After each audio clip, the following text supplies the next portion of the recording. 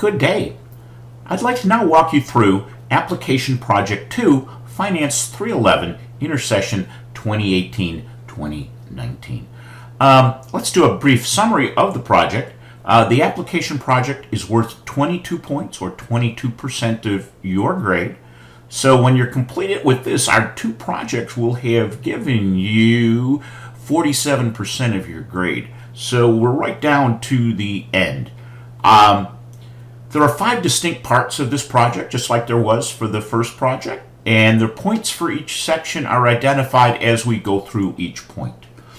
It is due no later than 5 p.m. on Wednesday, January 16th. That will give me plenty of time to grade them and get them back to you prior to the final exam. So I do suggest that you get them in as early as you can so that I can review them. You can have feedback, know how you did, so that you're going to be able to better approach the final quiz. I'll be reviewing and grading, as I said, as they're submitted. The format is PowerPoint. Do your work in Excel and copy paste into PowerPoint, but also use the notes section and attach the Excel worksheet.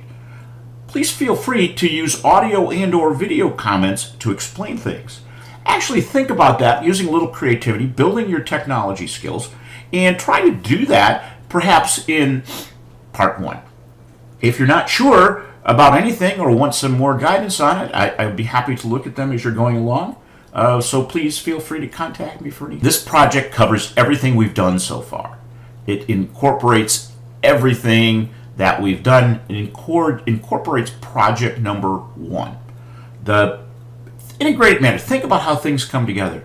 Don't forget trends. You've heard me say that throughout the course. Trend is your friend. It's both about quantitative and qualitative. It's just not numbers, but it's the understanding and explanation. The same process. You collect data, organize data, and present data. This visualization becomes very important in my opinion. Then you analyze it and tie it all together. What's it saying? I'm giving you a little freedom here, and I'm going to show you some examples, but how you pull it together, I'm going to leave it to you to see whether you feel you've communicated it.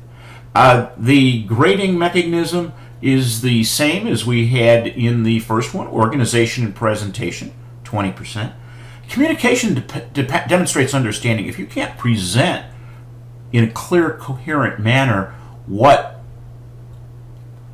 you're trying to explain, you haven't learned it. Accuracy, 30%. Clarity and depth of response.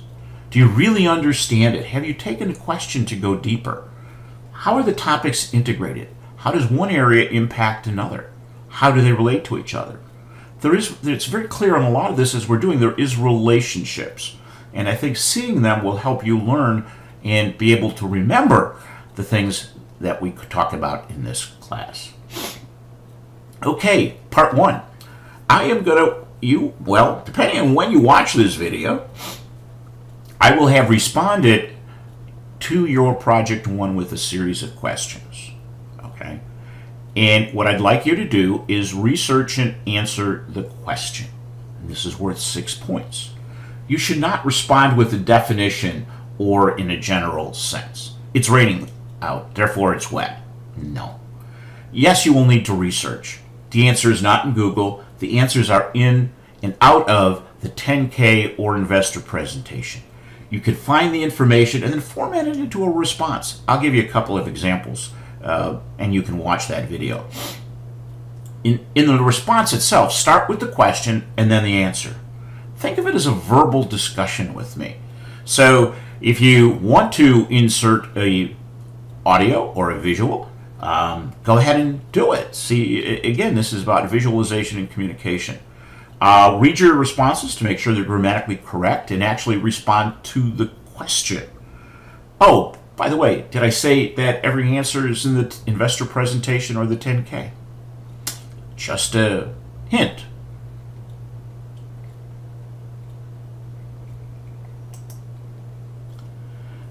Next part is capital ratios and weighted average cost of capital, 4 points.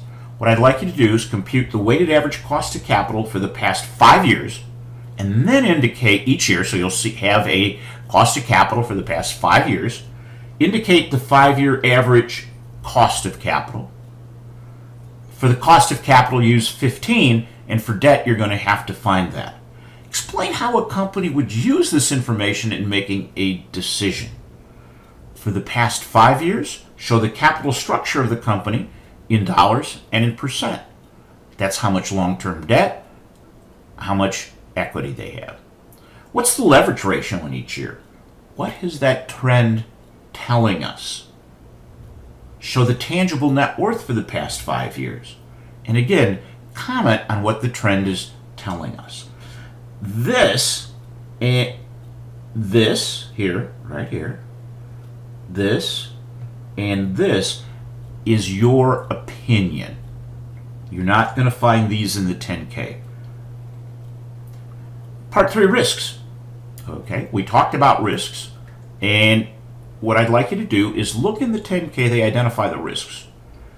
Identify the 3 greatest risks. And by the greatest, I mean those that are the more probable than others with the biggest dollar risk. Then indicate, we know it'll affect the income, but what category of the income statement would be most impacted? Sales revenue, cost of goods sold, personnel expense, occupancy expense, other expenses or taxes. So when you list them, you're going to explain what they are very quickly, and then you're going to identify which line. Okay, because we want to be some specificity here.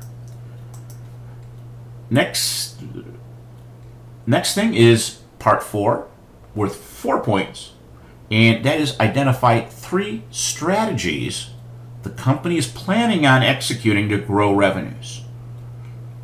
Be specific and quantify what the impact will be. The investor presentation has that. You have to go through and decide of the strategies they're talking about, which one will grow revenues. Important to focus on revenues or strategies that will increase revenues. That's part 4.